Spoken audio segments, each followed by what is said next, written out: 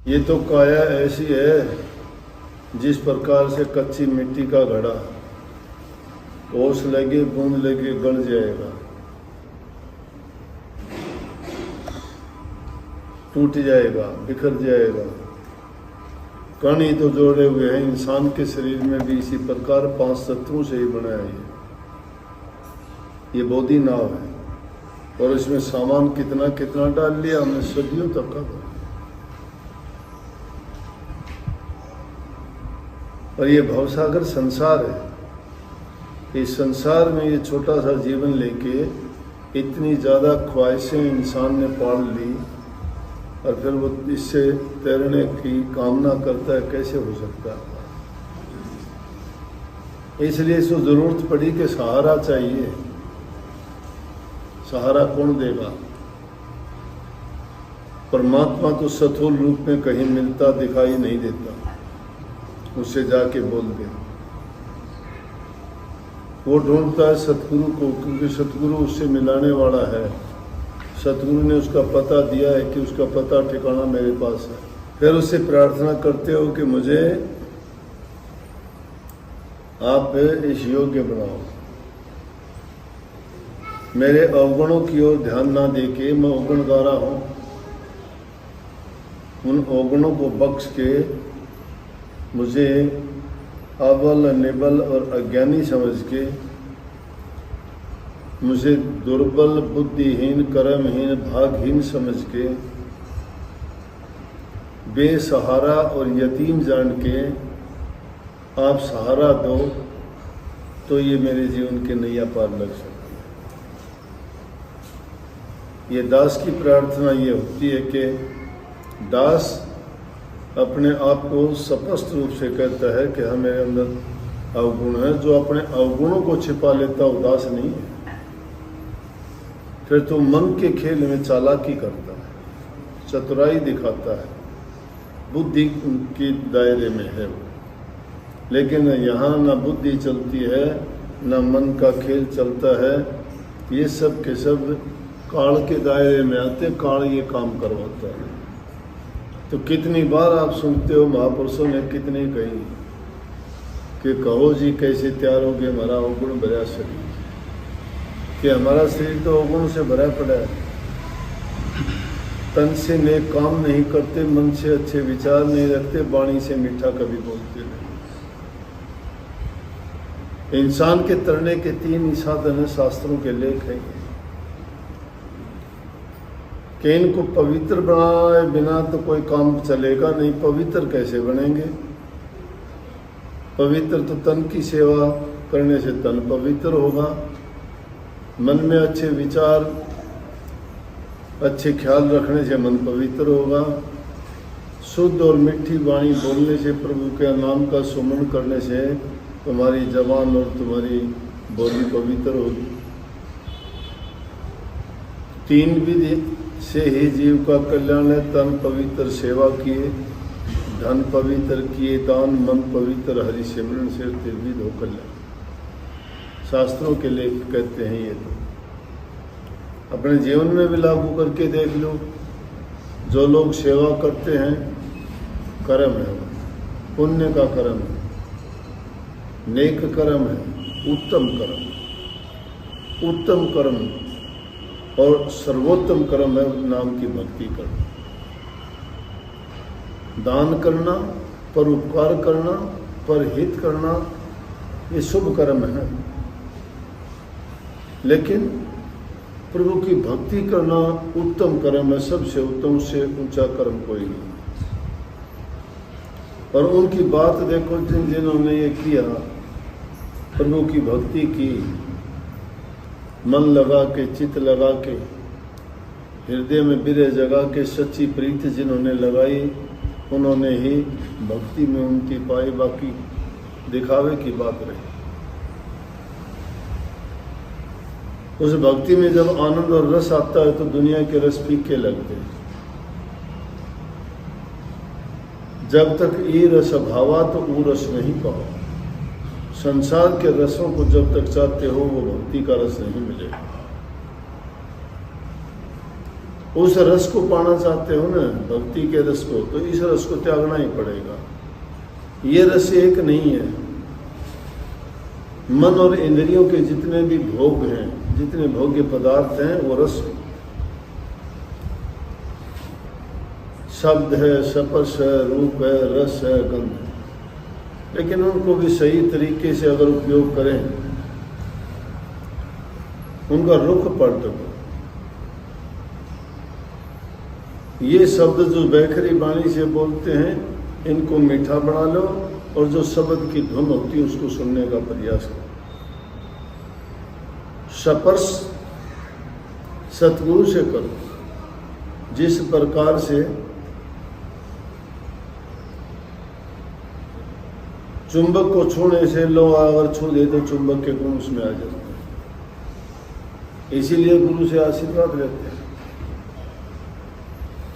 स्पर्श करना, रूप,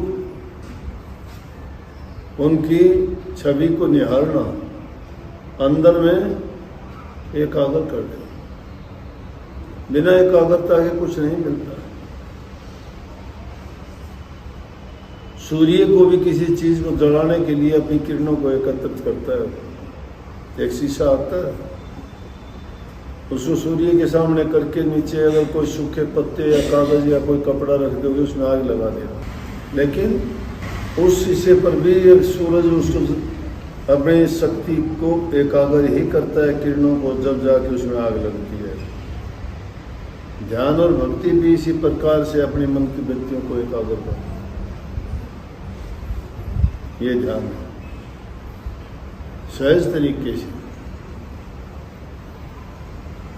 मन की वृत्ति जब एकाग्र हो जाएंगी तो आपके अंदर भी वो डिवाइन लाइट प्रकट हो जाएगी। इसी तरह से आप में भी वो शक्ति आ जाएगी, वो ऊर्जा आप में है। जिस प्रकार से किसान लोग देखते होंगे, खेती करता है, अनाज के दाने बखेर देता है, बखेरने के बाद में फसल होती है, फिर उनको इकट्ठा करता है, काटता है और निकाल के सब उनको इकट्ठा कर लेता है, फिर उसको उसका लाभ मिलता है। वैसे अगर देखा जाए तो बिखरा पड़ा है अनाज, तो अगर कोई ढूंढना चाहिए कहाँ से आ जाए, लेकिन उसके लिए प्रयास, मेहनत उसको करनी पड़ती है। जब जाके उसको एकाग्र किया, नहीं इकट्ठा किया। इसी प्रकार से मन की वृत्तियों का बिखराव जो बारी दुनिया में इन आनंदों में और रसों में बिखरा हुआ, उसको एकाग्र करना। ये रस है भी नीके फीके, इनमें आनंद नहीं है। चंद मिनटों का, थोड़े समय के लिए सुख देते हैं, उसके बाद बड़ी पीड़ा, बड़ी दुख देते हैं। ये जितने रोने धोने दुनियादारी के हैं ना, ये उन रसों का ही परिणाम है। जो रस तुमने जवानी में, जोश में और मन के खेल में फंस के भोगे ना, उनका परिणाम कुछ दिन के बाद में जब मिलता है, तो कहते हैं मेरे पैर दुखते हैं, मेरे हाथ दुखते हैं, मुझे रोग लग गया। कहाँ से लग गया वो, क्यों लग गया वो? उनका कारण ही उन रसों का परिणाम है ये। वो रस जो लिए थे, वो आनंद लिए थे, उसका दुष्परिणाम है। वो चंद लम्हे ऐसे थे जिनमें तुम्हें रस आया होगा, आनंद आया होगा, जीभ का स्वाद था, सुनने का था, देखने का था, छूने का था, जो भी था। काम में फंसे, क्रोध में, लोभ में, मोह में, अहंकार आया, धन का आया, जवानी का आया, ऊंचे पद का आया, घर परिवार का आया, लेकिन खत्म हो गए देखते देखते, बदल गया। तो जब तक ये रस इंसान को मिलता, वो रस नहीं आता। और वो रस जब आ जाएगा ना, शब्द का रस, भक्ति का रस, वो उत्तम नाम का रस जिसको प्राप्त हो जाएगा ना, फिर ये लालसा खत्म हो जाएगा।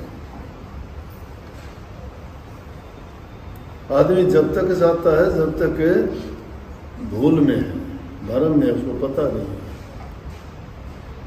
बच्चा आग को छूने को लाल दिखाई देती है, पकड़ने की कोशिश करता है, उसको पता नहीं है जलेगा, पता नहीं है उसको। लेकिन एक बार जब छू लेता है तो उसको अनुभव हो जाता है, हाँ ये आग है, इससे जल जाएगा। ये रस है दुनिया। जब तक उसके परिणाम को नहीं भोगते हैं, हम भी उस रस में ऐसे ही जाते हैं।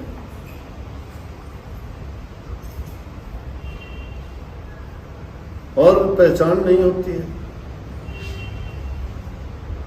किसी ने मधुमक्खी के छत्ते का रस दे दिया किसी को लेके शहद, उसने लगा क्या है ये तो बहुत अच्छी चीज़ है, बहुत मीठा है, बहुत स्वादिष्ट है। बोले भाई ये छत्ता होता है, किस तरह से मक्खियाँ बनाती हैं इसको थोड़ा थोड़ा लेके। उस रस के कारण वो ढूंढता फिरता है उसको, और जाके उसको मधुमक्खी का छत्ता तो नहीं मिला, लेकिन जो तत्व ये होते हैं वो दिखाई दे गया। पता था ही नहीं, पहचान नहीं थी, उसने हाथ दे दिया, उसको उन्होंने काट खाया, इतने डंक मार दिए, बेहोश हो गए।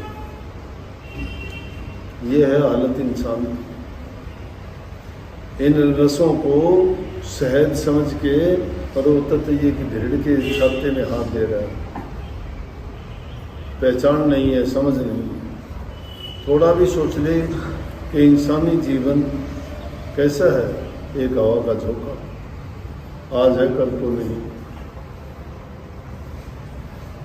थोड़े से जीवन के लिए क्या क्या कर जाते हैं। कोई किसी का गला काटता है, कोई किसी को गंदा मंदा बोलता है, कोई किसी का चोरी करके किसी का बेचारे का मेहनत का माड़ हट लेता है, कोई पीड़ा दे के उसको दुख देता है। अरे दूसरे को दुख दे के तुम सुखी कैसे रहोगे? दूसरे की चीज़ को छीन के तुम कभी उससे आनंद भोग लोगे क्या? मैं कहता हूँ ये हेरा फेरी ये वाले, ये चोरी झूठ वाले, कपट और भ्रष्टाचारी लोग कभी सुखी नहीं रह सकते। सुखने में भी सुख नहीं आता हूँ। सुख इंसान को किस चीज़ में मिलेगा? अपने मेहनत में और अपने हाथ से कमाई हुई चीज़ में जो सुख मिलता है वो नहीं मिलता। कभी भी किसी की चीज़ पर नज़र ना रखो। प्यार से कोई भी चीज़ आती है उसके बहुत अच्छे गुण होते हैं। आया सो दूध समाना, मांग लिया सो पानी, खैंचा ताणी रक्त बराबर, ये सतगुरु की बात। जो चीज़ तुम्हें मिलती है, भेंट मिलती है, तोहफा मिलता है, खुश होके देता है। दूध अमृत जैसा गुण है उसमें, उसने खुश होके दिया, उसमें खुशी दी है, तुम्हें आशीर्वाद दिया, उसमें प्यार दिया है, तुम्हें सम्मान दिया है, इज्जत दी है, उसने खुश होके दिया उसने। दूध जैसा गुण है उसमें।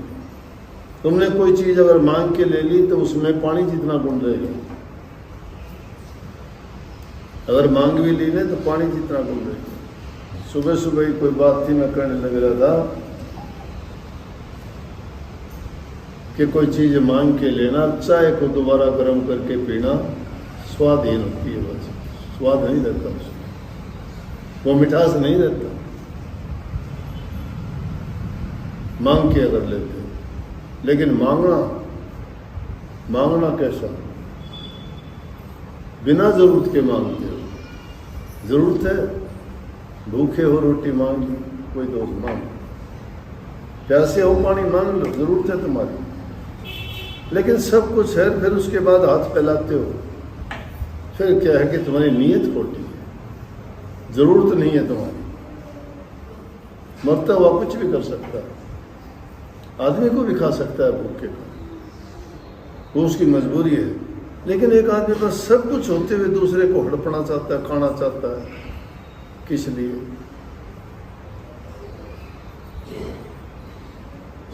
तो इसलिए कहिए कि जो चीज़ मांग के लेता है उसमें गुण पानी इतना रह जाता है। और फिर खैंचातानी अगर हो कि वो कहे कि ना मेरे से 50,000 ले ले, वो कहेगा ना लाख लूँगा तेरे से, इतना तो ब्याज हो गया, ये हो गया, वो हो गया। वो बेचारा गरीब है, कहाँ से देगा? लेकिन उसको उधर फांसी लगा के कहता है नहीं मैं इतने लूँगा, वो कहता है मेरे पास इतने नहीं है। तो उसे ले भी लिए ना तुमने लाख, तो यूँ समझ लो डूब गए तुम्हारे। तुमने लाख नहीं लिए, तुम तो बहुत ज़्यादा और नुकसान कर दिया। वो तो ऐसा है जिस प्रकार से किसी आदमी का रक्त निकाल के पीना।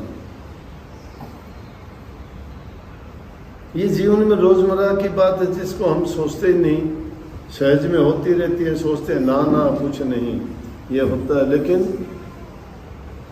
ये बहुत बुरी बात है। इंसान उन बातों को अगर समझ जाता है, परमात्मा ने तुम्हें दिया है, नहीं दिया तो अपनी मेहनत से तुम्हें जो मिला है जो तुम काम करते हो सच्चाई के साथ में, ईमानदारी के साथ में, वो तुम्हें जो फल देगा, तुम्हें जो सुख देगा, वो चीज़ कहीं भी नहीं मिलती।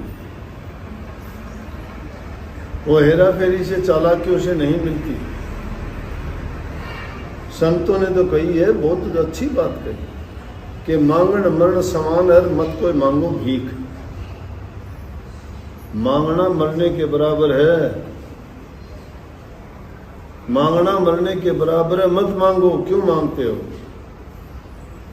वो मैंने पहले बता दी, नहीं हो तो तुम्हारी मजबूरी है। लेकिन जब तुम्हारे पास सब कुछ है फिर मांगते हो, तो संतों ने कहा मांगण मरण समान है, मत कोई मांगो भीख। मांगण से मरना भला, ये सतगुरु की सीख। साधु का मांगना नहीं है, भिक्षा है।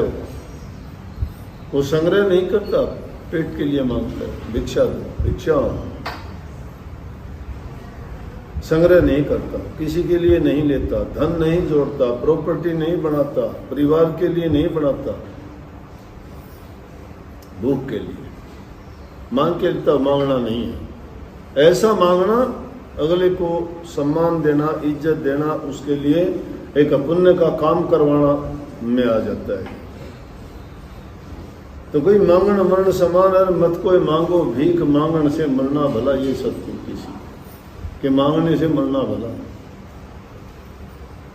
लेकिन आगे कह दी कि मांगता है वो इंसान।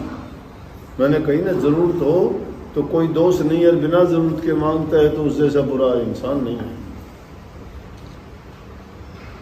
जिसकी मजबूर है वो आदमी, उसके लिए ये कह दिया कि मांगण गए सो मर गए।